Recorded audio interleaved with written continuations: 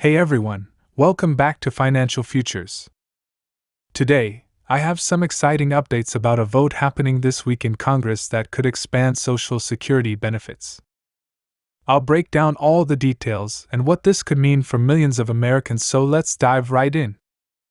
This bill has been circulating for quite a while, and it's finally gaining serious momentum. The legislation is called the Social Security Fairness Act, and it's gaining strong bipartisan support, with over 300 representatives in favor. It's expected to be voted on in the House this week. This legislation is a big deal because it would significantly expand benefits for many who currently receive reduced benefits, or no benefits at all due to certain provisions. Let's go through what it covers and why so many lawmakers support it. So, what exactly does the Social Security Fairness Act aim to do? Primarily, it focuses on eliminating two long-standing provisions that have been controversial for years: the Government Pension Offset, GPO, and the Windfall Elimination Provision, WP. These provisions currently reduce Social Security benefits for people with government pensions, leaving them with lower or no Social Security benefits. Eliminating these provisions would mean more substantial benefit checks for many individuals who have served in public roles. It's a significant change and could offer relief for people who faced benefit reductions.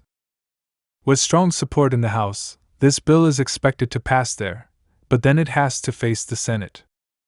Here's where it could get tricky. For this to move forward, it will need at least 60 votes in the Senate, and we're not certain it'll get that backing just yet. If it does, however, it'll head to President Biden's desk, where it's expected to be signed into law. If passed, these changes could go into effect as early as December 2023.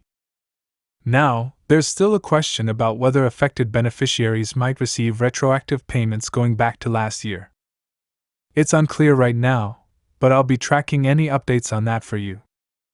Even if this doesn't directly impact you, it's worth paying attention. Anytime lawmakers start working on expanding or reforming Social Security, it could set the stage for more significant improvements down the line. And with momentum building, there's a good chance we could see other Social Security reforms come up for discussion.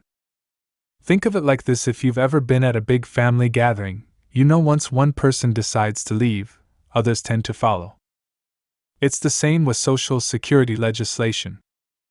Once lawmakers get going on one positive reform, it's easier to get more changes rolling. So, we're encouraging them to keep pushing forward on this. Imagine if, after this, they tackle the Social Security Expansion Act or the SSI Restoration Act. These are proposals that could help a lot of people, especially those on fixed incomes. I'll keep bringing you updates as new developments happen. Let's jump into our second topic: inflation updates. As we know, last week, the Federal Reserve wrapped up their two-day meeting, which was highly anticipated since it was their first meeting after the initial rate cut in September.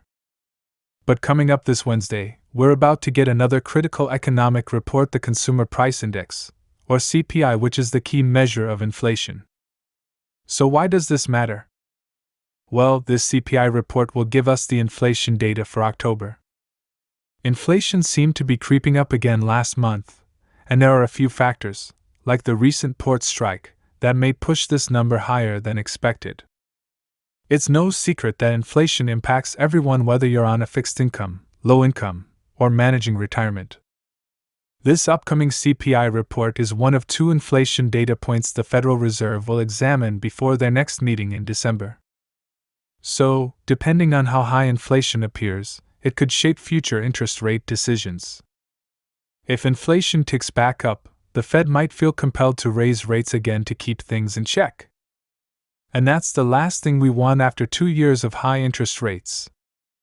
Even if inflation data won't directly impact some benefits this time around, like Social Security COLA, which was set based on July, August, and September's numbers, it's still important to watch. Why? Because it shows us where the economy might be headed.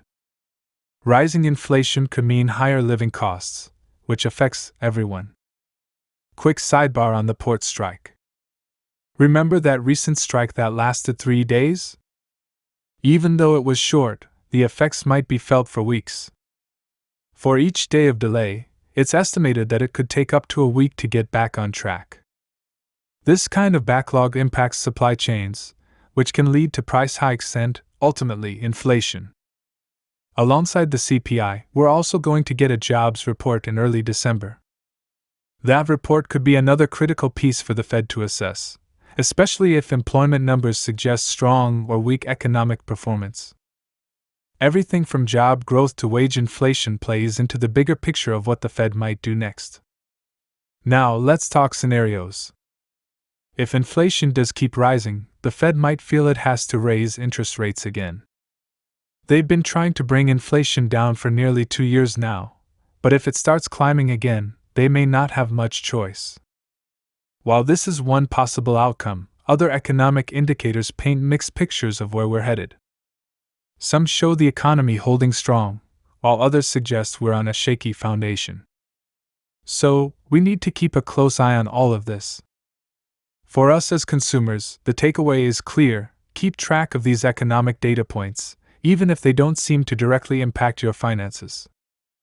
They help us understand the health of the economy, and knowing that can help us make better financial decisions, whether that's around saving, spending, or investing.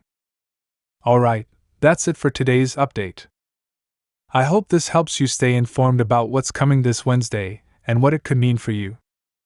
Make sure to subscribe and hit that notification bell so you don't miss any future updates.